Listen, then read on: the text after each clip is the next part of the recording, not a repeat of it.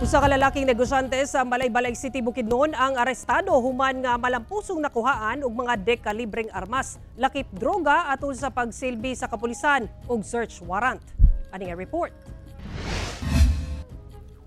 Arestado ang usa ka 65 anyos nga lalaking negosyante nga residente sa Purok 5, Barangay San Jose, Malaybalay City, Bukidnon. Human nakuhaan og mga ilegal nga armas ingon man droga. Ang operasyon gihimo pasado alas 4 sa hapon adlong Martes sa Malaybalay City Police Station. Pinasikat silang gikuptan nga search warrant na kumpiska sa mga operasyon ang usa ka caliber 22 rifle, 9mm ug caliber 38 nga revolver ug mga bala. Nakuha sab sa otoridad ang usa ka pakete sa sabu, lakip na mga digital nga timbangan. Magsugod ka na sa information nga ang usa ka individual is naghupot og armas.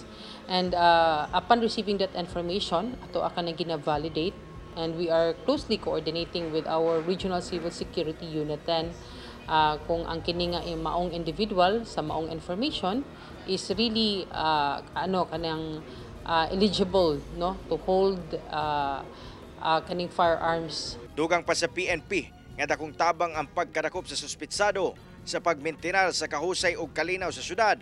Labi pa nga nagkaduol na ang eleksyon sunod tuig. Gina-validate sab sa otoridad kung nagamit ba ang mga armas sa mga ilegal nga aktibidad.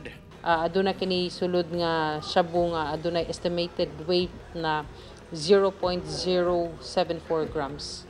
So sa karon no ang maong subject sa search warrant ato ana kining gihatod sa ato ang piskalya for filing of case. Kasong paglapas sa RA 10591 o illegal possession of firearms and ammunition o RA 9165 o Comprehensive Dangerous Drugs Act ang atubangon sa suspitsado. Sa katong mga tawo nga gahupot og armas, labi na kung ang ilahang lisensya is expired na